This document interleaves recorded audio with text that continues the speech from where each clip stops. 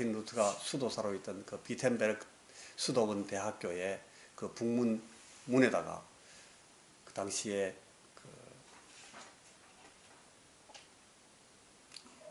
면죄부를 팔고 있던 그 교황청의 그 면죄부 판매, 그것이 이 동기가 돼가지고 그걸 반박하는, 이게 옳지 않다고 반박하는 그런 이 반박문을 95개조로 그 문에 붙이는 것으로서 이제 이 종교개혁이 시작되는데, 이 종교개혁이 본격적으로 시작되는 그때 이분들이 종교개혁을 하면서 이렇게 말했던 여러 가지 이 표지들이 많고 주장들이 많았는데, 제일 중요한 그 종교개혁의 3대 이 표지가 3가지가 이렇게 있습니다. 하나는 오직 하나님의 말씀만 붙든다.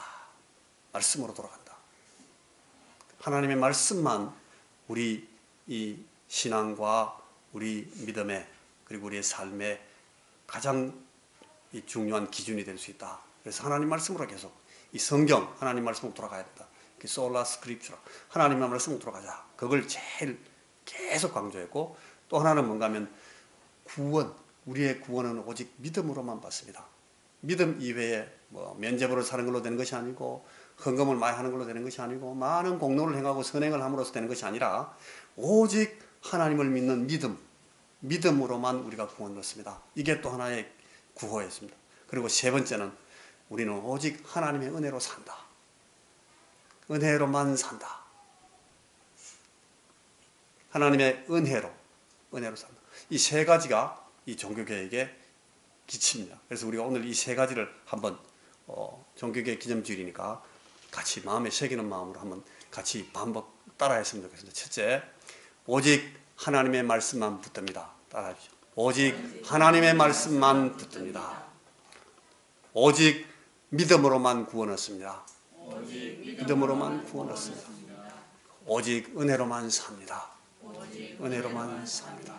이 3가지가 이 종교개혁의 3가지 기치인데, 우리가 오늘 이 500주년을 기념하는 주일날 이 3가지를 명심하고 한 번 더 마음 가운데 새기기를 바랍니다. 우리는 오직 하나님의 말씀만 붙듭니다.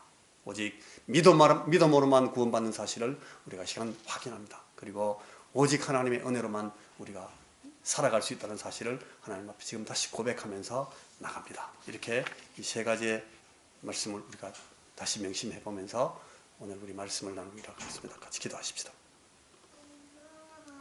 하나님, 우리에게 시간도 주의 말씀을 열어주셔서 하나님을 알게 하시고, 하나님께서 우리에게 원하시는 귀한 뜻을, 우리의 삶에 하나님께서 기대하시는 바 하나님의 귀한 뜻을 이 시간도 배울 수 있도록 우리에게 말씀해 주시옵소서. 우리의 길을 열어 주시옵소서.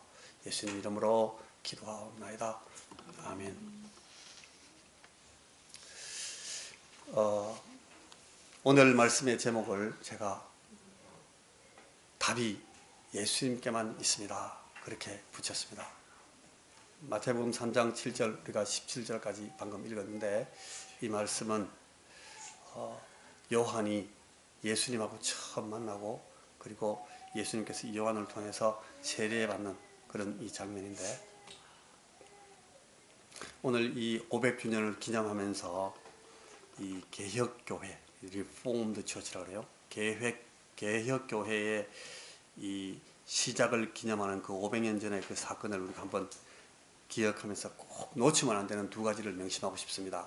하나는 뭔가 하면, 이 종교개혁이라는 것이 어느 날 어떤 하나의 사건을 통해서, 그 비텐베르크 북문에 붙인 그 반박문을 붙인 그 사건을 통해서 발생한 것이 아니라는 겁니다. 종교개혁은 그렇게 일어난 것이 아닙니다.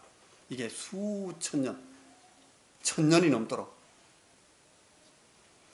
부패한 이 인간들에 의해서 왜곡되어 버린 그런 이 교회 권력이 이 그리스도의 교회로 하여금 하나님의 말씀과 복음을 떠나서 이 사도적인 신앙 고백이라는 그 기반을 떠나버렸기 때문에, 그래서 이것 때문에 계속 하나님의 말씀으로 돌아가야 되겠다는 그런 불같은 그런 이 마음이 일어나는 많은 사람들이 오랫동안 이 개혁적인 아이디어를 가지고 늘 고통당하고 하나님 앞에서 기도하고 애를 썼습니다.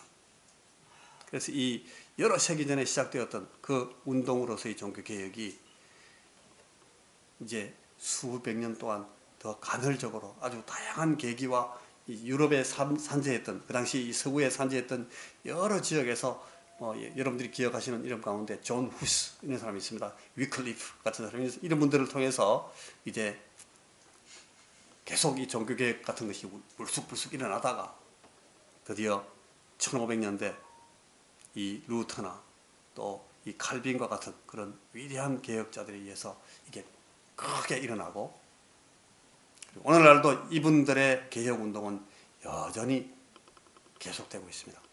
가히 아마 이 예수님께서 다시 오실 그 시각까지 이 종말의 신약교회가 이 땅 위에 계속해서 견지할 예수 제자들의 삶의 형태로서 이 종교개혁이 지금도 계속 존속하고 있습니다. 조금 전에 우리가 같이 그 구호를 반복했던 것처럼 오직 하나님의 말씀만 붙듭니다. 오직 믿음으로만 구원 얻습니다. 오직 은혜로만 삽니다. 이런 사실을 계속 반복하고 확인하면서 그 믿음을 그 위에 바로 세우고 우리의 삶을 그 위에 바로 세우고 신앙을 그 위에서 바로 세우고자 애를 쓰는 이런 사람들을 통해서 이 종교개혁은 계속되고 있는 겁니다. 그래서 이 두 번째로 명심할 것은 이겁니다. 교회는 개혁되었으므로 개혁되어야 한다. 한번 따라해 보시겠습니까? 교회는 개혁되었으므로 개혁되어야 한다. 이게 지금 완료되지 않은 미션으로, 완료되지 않은 목적, 목표로, 완료되지 않은 방법으로 지금도 계속되고 있는 겁니다. 이게 우리가 이 종교개혁 500주년에 꼭 기억하셔야 될 하나의 사항입니다. 교회가 개혁되는 것이 아니라 사실은 이게 우리 개인의 마음, 우리 자신들의 심령이 하나님 앞에서 개혁되는 겁니다. 이게 우리 개혁신앙의 아주 중요한 하나의 모토입니다. 오늘 우리에게서, 우리 삶에서, 우리 신앙에서, 우리의 교회에서 이 개혁은 계속되고 있는 그런 운동입니다. 그러므로 오늘 우리는 모두 이 개혁에 동참하는 개혁자들이고, 하나님의 말씀을 붙드는 오늘 우리 실가 교회는 바로 이 개혁교회다. 개혁교회로 서 있다. 늘 우리가 이런 생각을 해야 됩니다. 오늘 이제 우리가 여러분 이런 개혁의 이미지를 우리 성경에서 가장 잘 보여주는 이 성경의 직분 한 가지가 있다면 그게 이 선지자라는 직분일 겁니다. 선지자, 늘 이분들의 메시지가 그겁니다. 돌아와라. 여호와께 돌아오라. 구분돼서 어그러진 길에서 돌이키라. 회복하기 위해서, 하나님의 은총으로 복귀하기 위해서 회개하라. 그렇게 계속 외쳤던 이런 끊임없이 나타나고 또 이 외침을 갖다가 또 죽임을 당하고 또 쫓겨나고 또 다른 사람이 일어나서 또 이 외침을 하고 이렇게 계속 했는데 그게 이제 이 선지자들입니다. 이 개혁자들입니다. 그리고 많은 이 선지자들 가운데서 제일 먼저 가장 모범적인, 가장 하나의 이 샘플, 모델이 될 수 있는 그런 선지자 한 사람을 딱 골라내라. 뭐 여러 사람 고를 수 있겠습니다만 저는 제일 먼저 생각나는 사람이 이 세례 요한이라는 이 인물입니다. 이 세례 요한에 대해서 마태복음 11장 11절에 가면 예수님께서 아주 단적으로, 극단적으로 표현하시면서 여자가 낳은 자 중에 가장 큰 자다. 예수님께서 그렇게 소개하는 걸 볼 수 있어요. 이게 이제 사람으로 온 선지자 가운데서 여자에게서 이 자연스러운 출생 방법으로 태어난 이 예언자 중에서 이 도무지 필적할 사람이 없는 그런 가장 큰 예언자다. 그런 뜻인데, 이거는 물론 여러분 이 선지자가 보여준 그런 어떤 권위와 능력, 기적을 베풀고 뭐 이 사람이 행한 그런 역사적 활동, 우선 이 사람의 인격적인 혹은 인간적인 영향력, 그 크기, 이걸 가지고 이 사람이 가장 크다 그렇게 말씀하신 건 아니에요. 이 선지자라는 것은 이 선지자로서의 어떤 정체성을 기준으로 주님께서 설명하시는 겁니다. 이 세례 요한은 그 어떤 다른 선지자들보다 예수님 자신, 예수 그리스도, 그러니까 모든 선지자와 선지자들, 모든 예언자와 예언자들이 계시하고자 목표했던 바로 그 예언하고자 했던 그 지시하고 가르치려고 했던 바로 그 목적 자체, 그 계시의 타겟이었던 그 예수님, 그 당사자, 그 자신에게 가장 가까이, 가장 밀접하게 가장 직접적으로 아주 가장 분명하게 접근했던 그 예언의 분명성과 그 확실성의 크기에서 이 타의 추정을 불허하는 그런 가장 중요한 선지자였다. 그 예언의 확실성, 그 분명성의 크기에서 가장 큰 예언을, 가장 분명한 예언을 가졌다. 그런 선지자다 하는 뜻에서 가장 큰 자다. 예수님께서 그렇게 말씀하신 겁니다. 이 예언자, 이 선지자라는 이름이 여러분, 선지자를 세울 때 선지자는 늘 이렇게 기름을 부어서 세웠습니다. 그래서 이 선지자를 그리스도라고 합니다. 그리스도라는 말의 뜻은 기름 부어서 세웠다, 기름 부음 받은 자다, 그런 뜻입니다. 이 선지자가 그리스도입니다. 기름을 부어서 세우는 그리스도입니다. 이 사람들은, 이 선지자들은요, 하나님을 대표해서 사람들에게 보냄을 받습니다.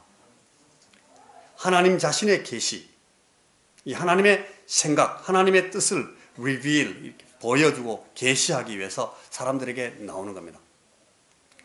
하나님께서 사람에게 보내서 하나님에게서 사람에게로 나옵니다. 하나님의 심정을 가지고 하나님의 백성들을 찾아나오는 겁니다. 그 사람들에게 내려와서 하나님의 메시지를 선포합니다. 그래서 이 사람들이 하나님을 대신해서 말한다. 그래서 하나님을 대언한다 그랬습니다. 대언, 대신한다. 대신 말한다. 하나님을 대표해서 발언한다, 그런 뜻입니다. 그러니까 이 사람들의 이 활동을 하나의 화살표로 생각하면, 여러분, 화살표가 이렇게 밑으로 내려오는 화살표겠습니까? 위로 올라가는 화살표겠습니까? 선지자는 내려오는 화살표입니다. 하나님에게서 내려옵니다. 근데 여기 또 다른 그리스도가 있는데, 이 기름을 부어서 세우는 또 하나의 직책이 있는데, 그게 제사장이라는 직책입니다. 제사장은 사람들을 대표해서 하나님께로 나갑니다. 사람들의 사정을 가지고 하나님께 만나러 나갑니다. 사람들의 문제를 가지고, 이 단적으로 결정적으로 말해서 사람들의 죄, 이 죄 문제를 해결하기 위해서 그 죄 문제를 들고 하나님께 나가는 겁니다. 하나님의 용서를 받기 위해서, 하나님의 사죄를 얻기 위해서, 속죄를 위해서 제물을 들고 하나님 앞에, 그 희생 제물을 들고 나갑니다. 하나님, 우리를 이거 보시고 좀 용서해 주십시오. 이게 죽었습니다. 그러니까 우리가 죽을 죄를, 이게 죽었으니까 봐주십시오. 하나님께서 만드신, 하나님께서 우리에게 주신 그 제사법을 통해서 이 제사장들은 하나님께 나가는 겁니다. 그래서 이 직분, 이 제사장이라는 직분, 이 그리스도의 직분은 여러분 화살표로 하면 위로 올라가는 겁니까? 밑으로 내려오는 겁니까? 위로 올라가는 화살표입니다. 이 구약에서 또 기름 붓는 또 하나의 제사장직이 또 하나 있는데, 그리스도직이 또 하나 있는데, 기름 붓는 직분이 또 하나 있는데, 이게 뭐죠? 이 왕입니다. 왕을 기름 부어서 세웁니다. 왕도 그러니까 그리스도입니다. 하나님의 다스림을 표상하고 하나님의 뜻을 세상 가운데 드러내는 이 다스림을 위해서 세워졌던 사람들입니다. 다윗을 하나님께서 왕으로 세우시고, 이 다윗의 왕국, 다윗의 이 다스림을 통해서 하나님과 하나님의 나라, 하나님의 다스림, 이 데오크라시, 하나님의 신적인 통치를 보여주시고 했던 그것이 바로, 그걸 우리가 잘 기억하고 있습니다. 이게 바로 왕 대신 왕이라는 그리스도 직분입니다. 그래서 이 옛 신학에서 그리스도의 삼중직 이런 말을 씁니다. 세 가지의 직분입니다. 겹쳐 있습니다. 이 그리스도라는 타이틀을 갖는 세 개의 직책을 방금 제가 세 가지 다 말했는데, 선지자, 제사장, 왕, 이걸 소개했는데, 여러분, 이 세 가지의 그리스도 직분을 다 일치하게 섬기시고 온전케 하신 그분이 바로 그리스도 가운데 예수님 그리스도라는 겁니다. 그래서 우리가 이걸 자주 쉽게 불러가지고 예수 그리스도, 그렇게 부르는 겁니다. 구약의 수많은 그리스도들, 많은 왕들과 많은 선지자들과 많은 제사장들 가운데 아무도 이 세 가지 삼중직을 한꺼번에 완벽하게 수행했던 그리스도는 없었던 겁니다. 오직 예수 그리스도, 이분만 이 삼중직을 온전히 수행하시는 분인데, 사실은 그 앞에 나왔던 모든 그리스도들은 이 그리스도, 예수님 그리스도를 위해서 앞에 상징적으로 그림자로 존재했던 사람들입니다. 그래서 이 예수님 그리스도, 예수님은 하나님이시고 하나님 나라, 킹덤 오브 갓, 하나님의 나라의 주인, 롤드, 주인이시고 지존이십니다. 왕, 킹, 왕입니다. 이 킹덤의 킹덤 오브 갓의 킹이 바로 이 예수님, 하나님이시니까. 누구든지 가장 온전하신 왕의 다스림을 받기 위해서는 왕이신 하나님의 그 권세와 그 강력하신 영광을 뵙기 위해서는 우리는 반드시 이 하나님께 나가야 됩니다. 반드시 이분께 나가야 됩니다. 성자 하나님이십니다. 예수님으로 오신 하나님이십니다.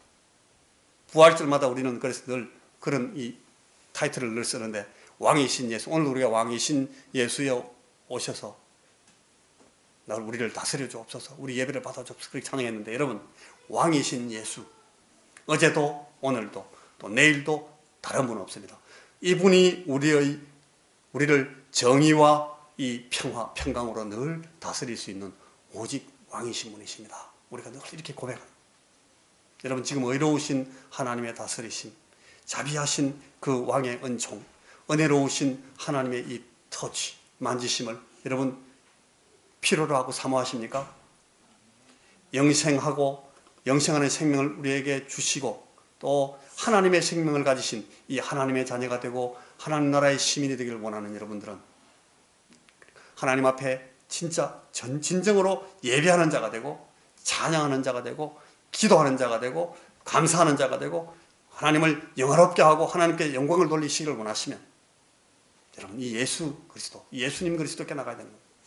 예수님 왕, 왕이신 예수님, 우리는 오직 일단 이분을 만나셔야 합니다.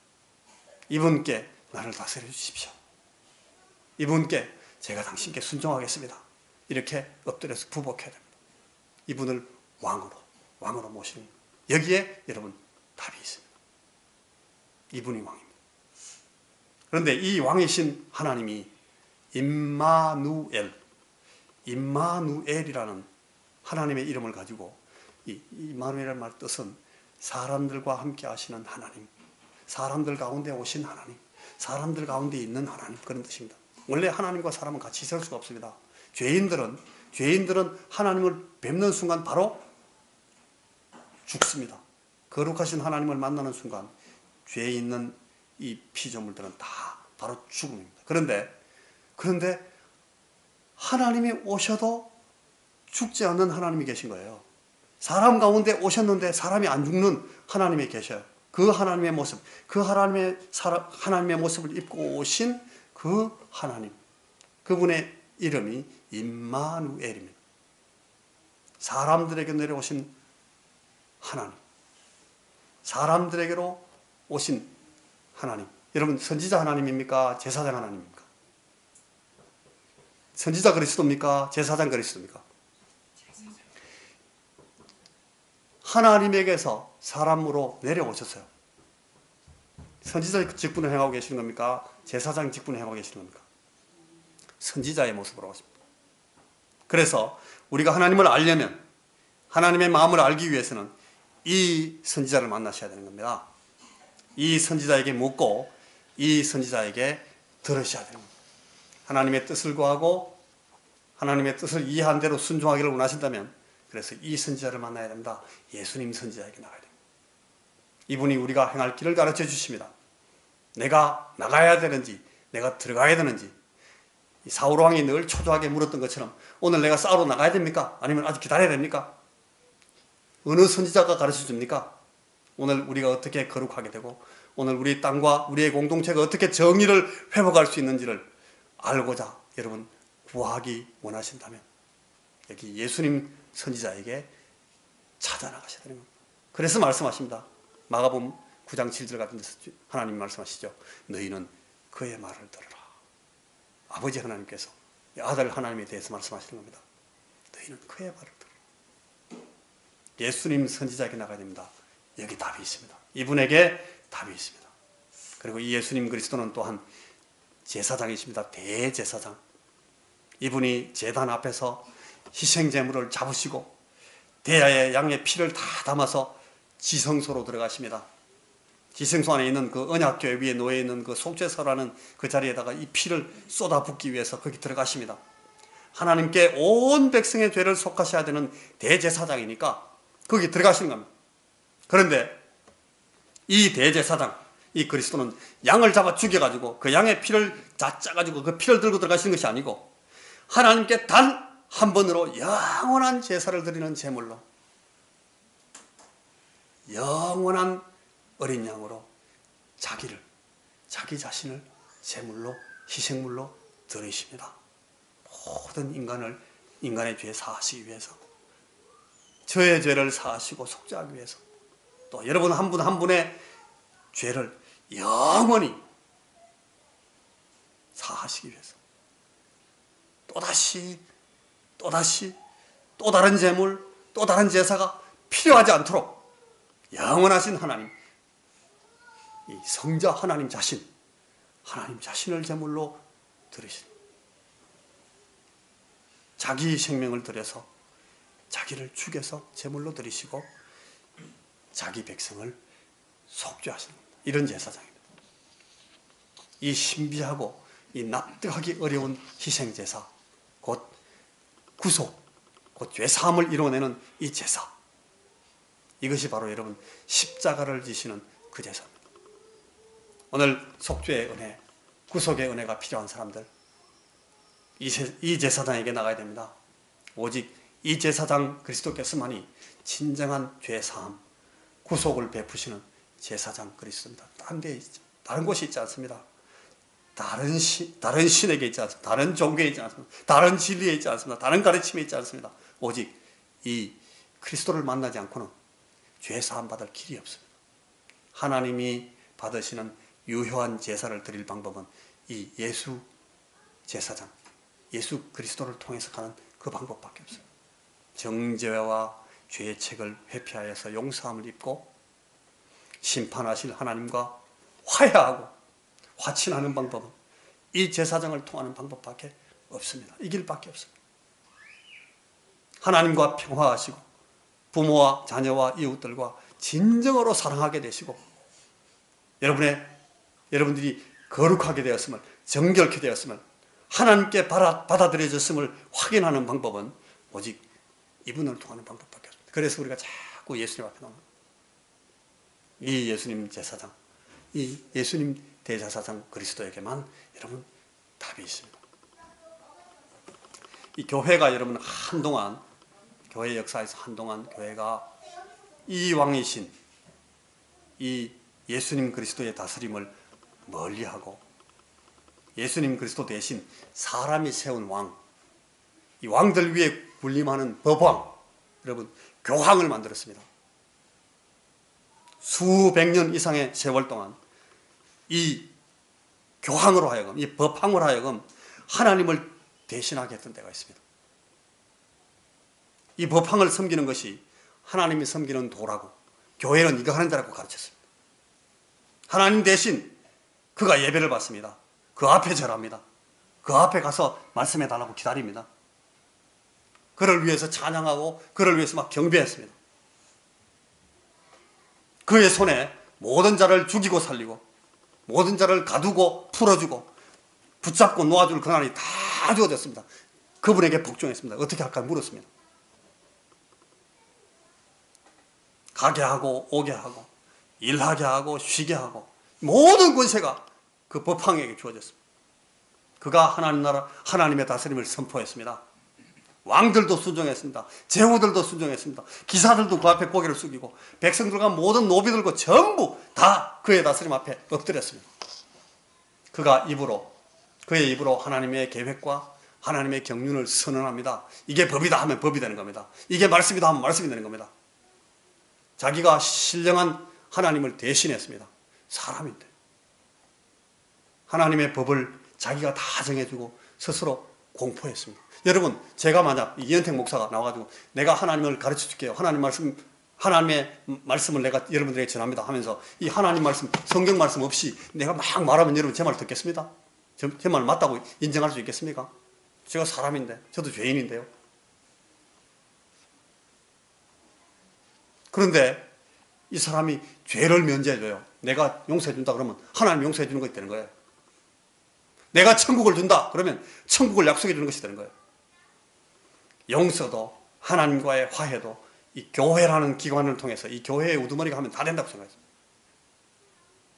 교회에 소속하고 교회에 순종하면 내세의 삶과 천국이 자동적으로 주어진다고 그렇게 약속했습니다. 그렇게 가르쳤습니다. 그렇게 믿게 했습니다. 중세 교회가, 로마 교회가, 교황청이 이런 일을 했습니다. 스스로 하나님이라고 하나님을 대신하는 존재로 군림했던 겁니다. 교회에 속한 모든 자들이 그게 그런가 보다 그렇게 살았습니다. 수백 년 동안, 거의 1000년 동안. 한 교황이 죽으면 당연히 죽죠. 사람이니까. 또 다른 사람이 또 그 자리에 올라갑니다. 그가 또 죽어서 묻히면 또 다른 인간이 그 자리에 올라갑니다. 계속 하나님이 바뀌는 겁니다. 계속 법황이 바뀌는 겁니다. 그래도 그 앞에 순종해야 되는 줄 알았습니다. 그렇게 하라 그러니까. 그래야 되는 줄 알고 그렇게 믿었습니다. 언제까지 그랬습니까? 언제까지? 하나님의 말씀을 다시 붙들고, 아, 이게 알고네. 하나님의 말씀이 가르치는 진리를 통해서 참 하나님을 배우게 될 때까지 계속 그렇게 했습니다. 주의 말씀을 통해서 참 하나님의 법을, 하나님 섬기는 법을 깨달을 때까지, 이 참 하나님의 구원을 이해하게 될 때까지, 진실된 죄 용서와 회개와 새로운 삶의 방법을 이 하나님의 말씀을 통해서 알게 될 때까지 계속 그렇게 할 수밖에 없었습니다. 성경을 통해서 하나님이 원하시는 예배와 경배와 찬양과 기도와 이 성례가 무엇인지를 다시 배울 때까지 사람들에게 쏘가서 사람들이 만들어낸 그 방법, 사람들이 만들어낸 그 시스템, 체제, 그 제도, 그 전성에 쏘가가지고 그렇게 계속 살아간 겁니다. 계속. 그렇게 살다가 죽었습니다. 근데 이 사람들이 하나님의 말씀, 이 성경을 대하게 되자, 아, 이게 아니구나. 아, 이건 바른 것이 아닌 것 같은데? 이거 틀렸네. 하나님의 말씀은 다르게 말씀하고 계시네. 우리가 지금 엉뚱한 짓을 벌이고 있는데 이렇게 된 겁니다. 이게 여러분 바로 리폼, 이 다시 만든다, 개조, 리포메이션, 개혁, 이것이 역사 가운데 나타난 운동, 그 캠페인이 바로 여러분 종교개혁입니다. 자, 이제 세례 요한으로 돌아가서 다시 말씀을 마치겠습니다. 여러분, 여자가 낳은 자 중에 가장 큰 자다, 주님께서 그렇게 인정하셨습니다. 모든 예언자 중에 가장 분명하게 예수님을 예언했던, 가장 직접적으로 예수님을 예언했던 바로 저분이다. 저분이 세상 죄를 지고 가는 하나님의 어린 양이다. 가장 가까이서 손가락으로 딱 들이댔던 그 선지자가, 모든 선지자 중에서 이 선지자가 바로 요한이라는 선지자입니다. 개인적으로 이 요한 선지자의 일생은 너무나 드라마틱하게, 그러면서 아주 단순하고 명확하고 아주 강력하게 자신이 들고 와서 전달하고 선포하도록 보낸받은 그 메시지를 그대로 자기 인생을 통해서 묘사하고 있습니다. 오늘 아까 우리가 읽은 그 본문 주변에 나타나고 있는 그 묘사된 사실들이 보여주는 것들이 바로 이런 것들입니다. 요한은 오직 이 자기의 메시지를 전달하기 위해서 태어나고 자라고 훈련받고 그리고 세상에 나왔습니다. 그리고 아주 간결하게 그것만 딱 하고 그 메시지만 딱 전달하고 탁 사라져 버렸습니다. 이런 점에서 여러분, 이 사람은 진짜 전형적인 선지자고 말 그대로 선지자 그 자체였던 겁니다. 여러분, 오늘 저나 여러분, 우리 그리스도인들이 세상에서 때때로 이런 선지자적인 입장에 서게 될 때가 있습니다. 우리가 원할 때도 있고 우리가 영 원치 않을 때도 그렇게 세워질 때가 있어요. 저도 자주 그런 일을 당합니다. 얼마 전에 제가 어떤 내 친구 아버님 돌아가셔가지고 그 장례식장에 갔는데 이 사람들이 제가 아무 말도 안 했는데 저희 입을 통해서 이 진리의 말씀이 나오기를 기다리는 거예요. 이 목사 우리에게 말해달라. 자기들의 마음을 잡을 수 있는 말씀을 해달라는 거예요. 여러분, 우리가 다 이런 요청을 받을 때가 있어요. 이때 우리가 선지자가 돼야 되고 선지자적인 역할을 수행해야 됩니다. 우리가 아니면 도무지 하나님의 마음을, 하나님의 뜻을, 하나님의 계획과 하나님의 심판을, 하나님의 길로 돌이킬 것을 선포하고 외칠 자가 없는, 우리 자신이 선지자적인 위치에 선 유일한 사람이라는 그런 자의식을 가져야 될 때가 있어요. 여러분, 그런 때를 위해서 늘 우리가 하나님 말씀을 늘 갖고 있어요. 우리말 하게 되니까 잘못하면. 그때 우리는 이 세례 요한의 자리, 세례 요한의 사명에 부름받고 있는 겁니다. 자주 이 세례 요한을 여러분 우리가 예수님의 오심을 예고하는 예고자로 주목할 때가 많습니다. 아닌 게 아니라 바로 이 그런 선지자 역할, 이 롤을 위해서 이 사람이 보냄받은 것이 사실이에요. 그런 역할을 수행한 것이 사실입니다만 여러분, 그가 맞닥뜨렸던, 그가 만났던 그 상황, 그가 받게 되었던 그 취급과 대접, 이것은 그런데 너무나 거칠고 라프하고 여러분 너무 메마르고 너무 날카롭고 진짜 무모해 보이는 그런 것들로 나타났습니다. 이 세례요한은 엄청나게 어려운 그런 삶을 살잖아요. 역사에 나타난 모든 이름이 있고 또 이름조차 없는 개혁자들, 헤아릴 수 없는 그런 많은 리포머들이 여러분 이렇게 살다가 이렇게 순교하고 이렇게 사라져갔습니다. 그들이 핍박당하고 고통과 고난을 당하고 수치와 조롱과 부끄러운 취급을 당하다가 결국 많은 선지자들처럼 예수님과 사도들처럼 죽임을 당하게 되었던 것은 바로 이 세례요한이 가졌던 그런 동일한 본질의, 동일한 종류의 이 사명을 가졌기 때문에 그렇습니다. 그렇게 살게 되기 때문에 그렇습니다. 여러분 자주 저나 우리가 바로 이런 삶의 정황, 상황에 맞닥뜨릴 수 있다는 사실을 여러분 결코 잊으면 안 됩니다. 계속 거기서 피할 수 있다고 이런 생각하면 안 됩니다. 왜냐하면 우리가 때때로 우리는 선지자가 되기 때문에 그렇습니다. 네, 여러분 이제 오늘 이 말씀을 통해서 우리가 이 선배 요한을 딱 한 가지만 더 보고 싶은데, 이 요한의 생애와 사역을 기록하고 있는 이 복음서에 별로 많지 않은 이 기록 가운데 이 위대한 요한, 우리가 지금 방금 생각했던 이런 얼마나 훌륭한 사명자 이 요한의 그 삶을 기록한 이야기에 두 번 이 전형적인 선지자, 이 개혁자인 이 양반이 두 번 아주 머뭇거리면서 망설이는 장면이 나옵니다. 이게 언젠가 하면, 언젠가 하면, 여러분 이게 어떤 이유로 그랬는가 하면 이렇습니다. 첫째 장면은 마태복음 3장 13절에서 15절, 아까 우리가 읽었던 말씀 그 부분에 나타났습니다. 예수님께서 요한에게 세례를 받으러 나오시는데 요한이 아주 당황합니다. 그리고 머뭇거립니다. 예수님께서 해달라는 걸 안 해줘요. 거절합니다. 못합니다 제가. 여러분 요한이 거절합니다. 요한의 심령이, 요한의 심상이 여러분 어땠을지 이해하시겠습니까?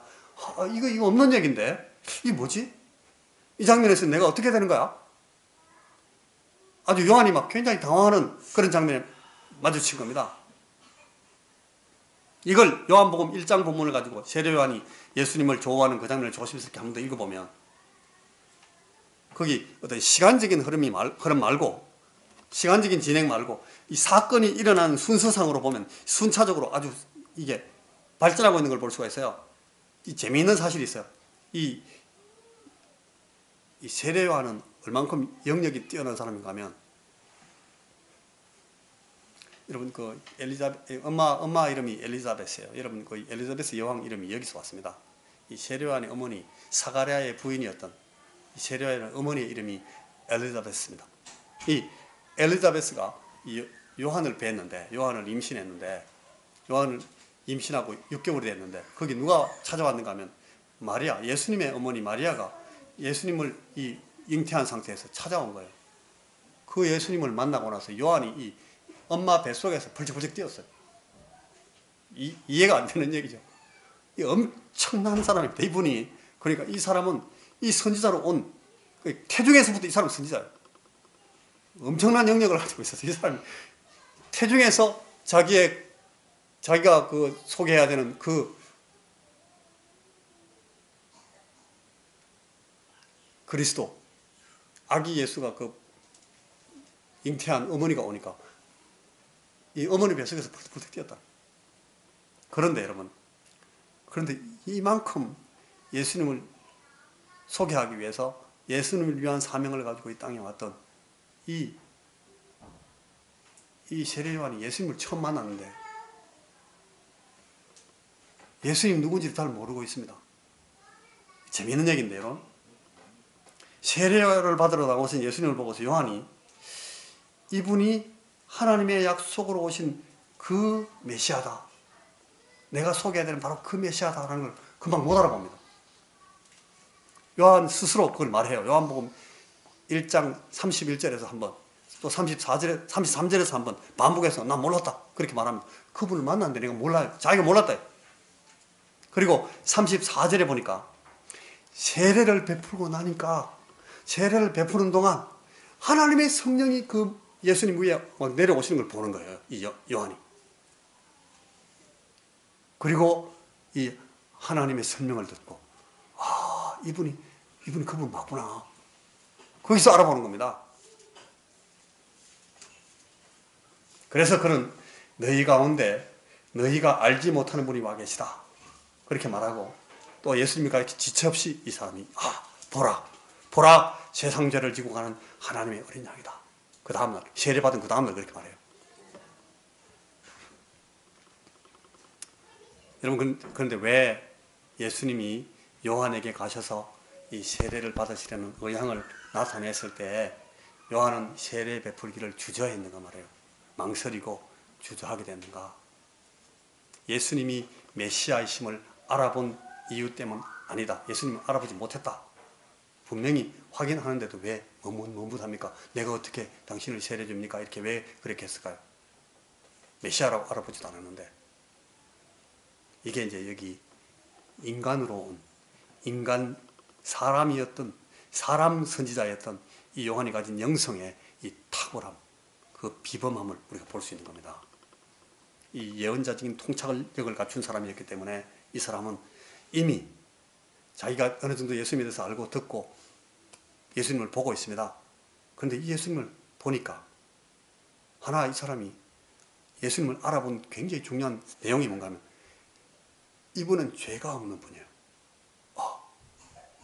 이 사람은 자기는 죄 회개를 가르치는, 그런 죄 회개를 전파하는 그런 세례를 베푸는 분인데, 이 죄 회개를 위한 세례를 받아야 될 분이 아니에요. 이분은. 그걸 요한이 알아본 거예요. 요한은 예수라는 분에게 베풀어질 종류의 종교적인, 신앙적인 이 세례, 예전을 자기가 행하지 않고 있구나 하는 것을 그때 대반 알아본 거예요. 그래가지고, 그러니까 죄가 있어야, 죄 회개를 하는 사람들은 죄 고백을 해야 되잖아요. 죄 고백을 하는 필수적인 그 절차가 있어야 되는데, 이분은 고백할 죄가 없다는 걸 자기가 금방 알아본 거예요. 회개할 죄를 자기가 찾을 수 없어요. 그러니까 예수님한테 하는 말이, 당신이 내게 이 세례를 베풀어 줘야 되는데 어떻게 내보고 세례를 베풀어 하십니까? 이렇게 말하는 거예요. 이방인들과 로마 군인들과 세리들이 찾아왔습니다. 많은 무리들이 찾아왔습니다. 어리석은 백성들이 찾아왔습니다. 아브라함의 자손들로 자처하면서도 이 독사의 자식들처럼 사악하고 아주 교활한 그런 이 종교인들도 찾아왔습니다. 사두개 율법사들, 바리새인들, 제사장들 찾아와서 나도 죄가 있으니까 세례 달라고 막 그랬습니다. 죄 회개하면 다 세례 줬습니다. 요한이. 요한은 죄인들에게 회개를 촉구하고 죄 회개의 세례를 베푸는 사명을 받은 자로서 세례를 베풀지만, 이 죄 없으신 분에게 세례를 베풀 수는 없는 노릇인 겁니다. 그래서 주저하는 겁니다. 망설일 수밖에 없었던 거예요. 전혀 답이 없어서 주저하는, 어떻게 할지 몰라서. 여러분, 도무지 답을 알 수가 없는 때에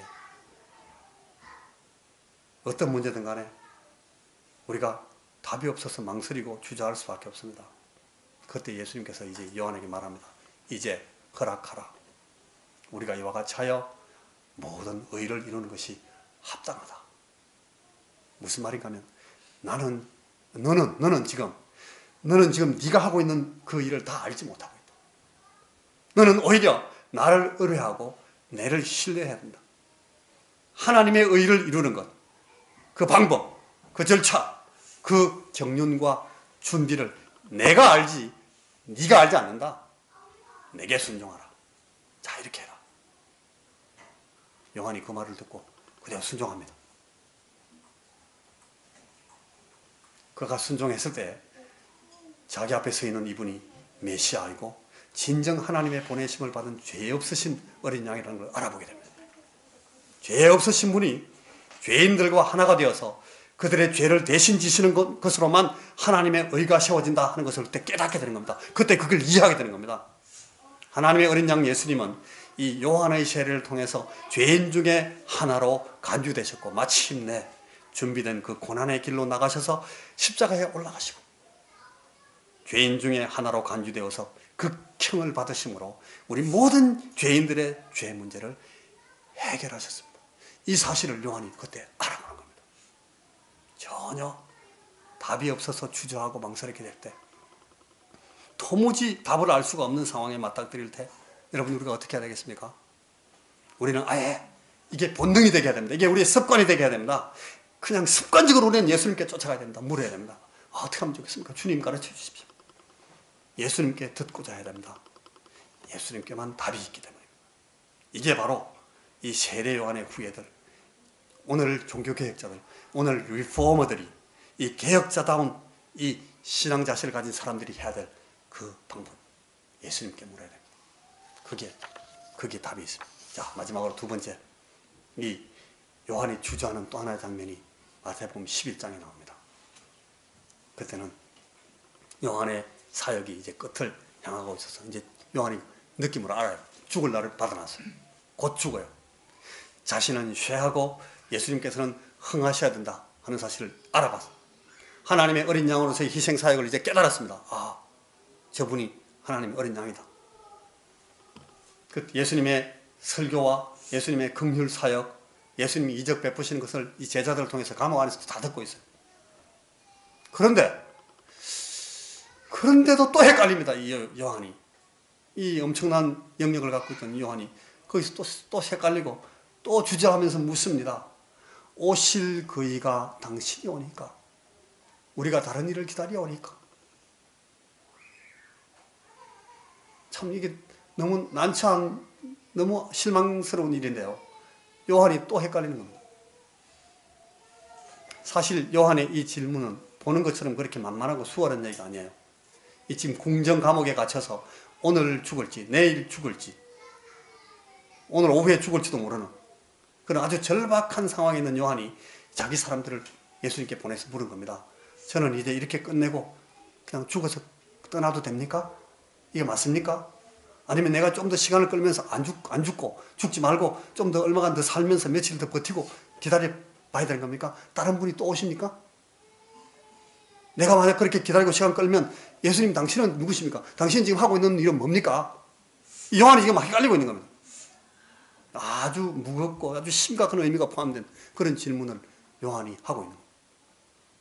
여러분, 요한이 왜 이런 질문을 하고 있습니까? 지금 두 가지 아주 이런 쉬운 해석을 내놓습니다. 하나는 신앙적인 역사적인 물음으로서 자신을 따르는 제자들이 마음속에 품었던 그 의문들을 대변했다, 그런 해석을 내놓습니다. 또 다른 사람들은 심리적인 문제를 말합니다. 로뎀 나무 아래 너무너무 힘들어서 막 그냥 우울증에 빠져가지고 디프레스 돼가지고 쓰러져 있던 그 엘리야처럼 요한이 일시적인 침체와 영적인 아주 심리적인 낙심에 빠져가지고 이런 질문을 했을 거라고 그렇게 말하는 사람도 있어요.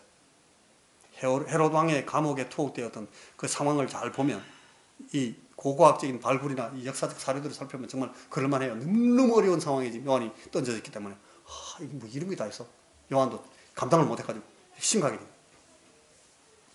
그런데 사실은 그게 아니고 이 질문들은 무엇보다도 이 예수님의 사역 방법, 메서드, 예수님의 사역 방법이 이 요한으로 하여금 혼란에 빠지게 만들었습니다. 예수께서 행하시는 양상을 이 감옥에서 들을 때 요한은 자기 기대와는 전혀 다르게 전개되고 있는 예수님의 사역 상황이 이 사람을 이해 혼란 빠지게 만드는 겁니다. 여러분, 우리가 아직 어두울 때에는 예수님이 보이시는 방법들이 예수님을 따라 나선 그 길이 오히려 헷갈리고 혼란에 빠지게 할 때도 있습니다. 이때 우리는 어디로 가야 되겠습니까? 마태복음 11장에서 요한이 보낸 사람들이 예수님께 왔을 때 예수님은 하시고 계신 그 일, 요한을 막 헷갈리게 만들었던 바로 그 일을 보라는 듯이 한참 동안 더 계속하십니다. 그리고 나서 요한이 보낸 제자들에게 너희가 지금 가서 너희가 보고 너희가 들은 이것들을 요한에게 가서 말해주라. 그렇게 말합니다. 예수님께서는 병자를 고치시고 죽은 자를 살리셨지만 중요한 것은 하나님 나라의 복음을 전하고 계시다는 사실입니다. 사람들로 하여금 그 하나님 나라 안으로 들어가게 함으로써 그들에게 구원의 복을 주시는 것을 강조하고 계십니다. 이제 요한의 때로부터 침노하는 자마다 다 하나님 나라로 들어가도록, 하나님 나라에서 하나님 나라를 얻도록 문을 열어 젖히신 것을 계속 보여주십니다. 누구든지 나로 말미암아 실족하지 아니하는 자는 복이 있도다. 그 자리에서 예수님이 그렇게 말씀하십니다.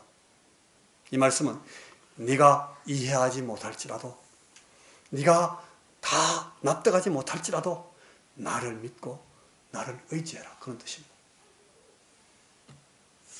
나 자신, 내 인격에 대한 신뢰로서 나의 방법과 내가 준비한 은혜를 받아들이는 것이 복이라는 겁니다. 내가 하나님이며 너희를 위해서 가장 좋은 것, 가장 귀한 것을 내가 알고 내가 준비한다. 나는 너의 은혜와 긍휼의 아버지임을 믿고 의뢰하라. 주님께서 그렇게 말씀해 주십니다. 거기에 뒤따라오는 마지막 말씀은 요한의 위대성과 그의 특별한 사역이 갖는 중요성에 대해서 평가하고 강조하는 말이 나옵니다. 예수님은 직접 그 모든 사역, 이 요한의 사역의 의미를 밝히시고 이 사역의 마지막에 헷갈리고 막 혼란에 빠져있는 믿음이 흔들리는 이 요한을 철저히 옹호해 주시면서 요한과 그의 사역에 대해서 발생할 수 있는 일체의 오해나 왜곡의 가능성을 완전히 차단하고 불식해버립니다. 주저하고 망설이게 되는 때에 여러분, 우리는 어디로 가야 되겠습니까?